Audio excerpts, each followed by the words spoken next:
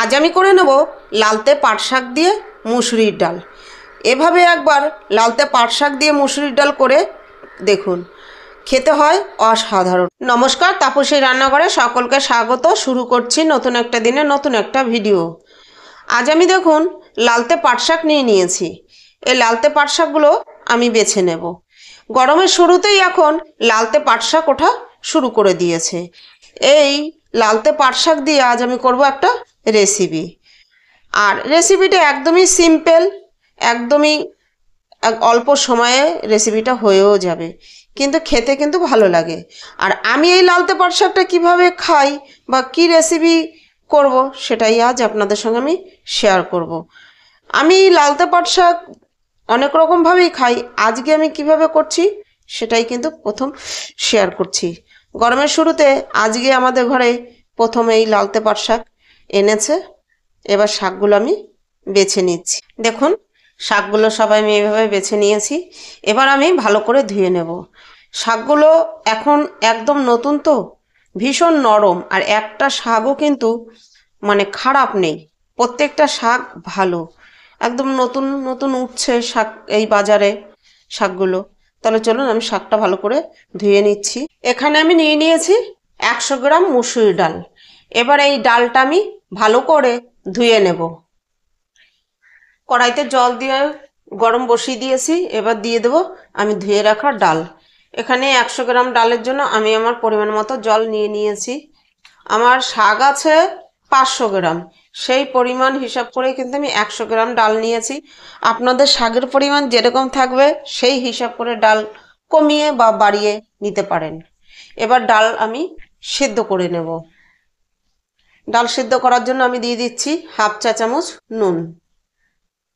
দেখুন ডাল আমি সিদ্ধ করে নিয়েছি। ঠিক ডালটা দেখুন এরকম সিদ্ধ করেছি।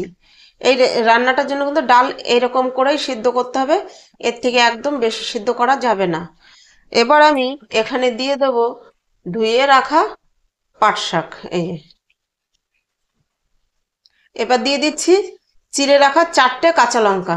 ঝালটা আপনারা আপনাদের পছন্দ মতন ব্যবহার করবেন। এবার শাক দিয়ে আমি ডালের সঙ্গে ভালো করে মিশিয়ে দিচ্ছি। এবার দিয়ে দিচ্ছি সামান্য হলুদ। হলুদ দিয়ে আমি ভালো করে মিশিয়ে নিচ্ছি। এবার সব কিছু দিয়ে আমি আরও 2 থেকে 3 মিনিট ফুটিয়ে নেব, শাক ভালোভাবে সিদ্ধ হয়ে আসা পর্যন্ত। সব কিছু দিয়ে আমি 3 মিনিট দেখুন ফুটিয়ে নিয়েছি। এবার আমি নামিয়ে নেব। কড়াই বসিয়ে দিয়েছি। এবার দিয়ে দিচ্ছি আমি তেল। দেখুন 1 টেবিল চামচ তেল আমি দিয়ে দিয়েছি।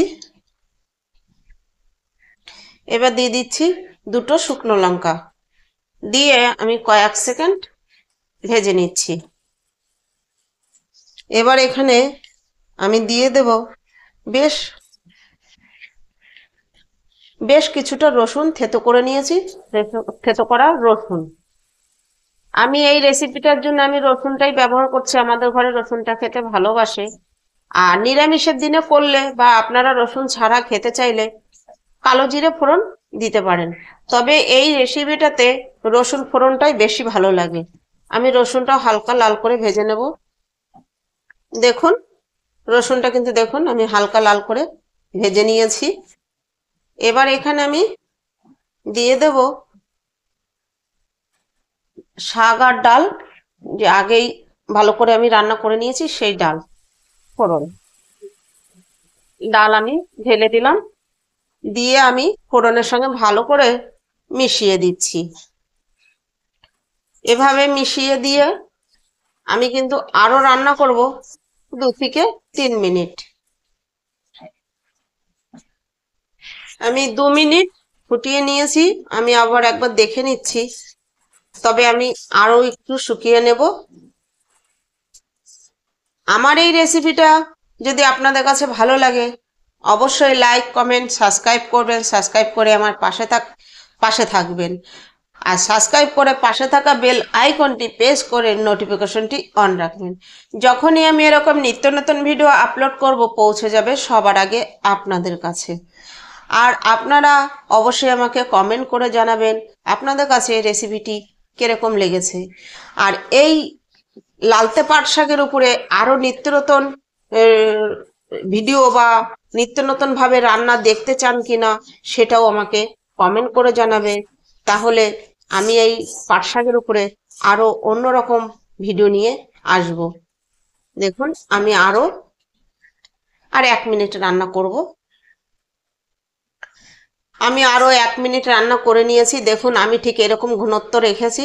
আপনারা চাইলে এর থেকে একটু পাতলাও রাখতে পারেন, তবে এই যে আমি ঘনত্বটা রেখেছি, আবার এর থেকে আর একটু ঘন, আরও একটু শুকিয়েও নিতে পারেন, মানে আরও গাঢ় করে নিতে পারেন।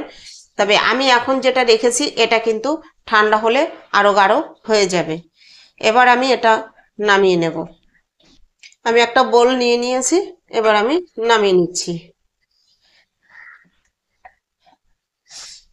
দেখুন আমি নামিয়ে নিয়েছি, দেখতেও কি সুন্দর হয়েছে।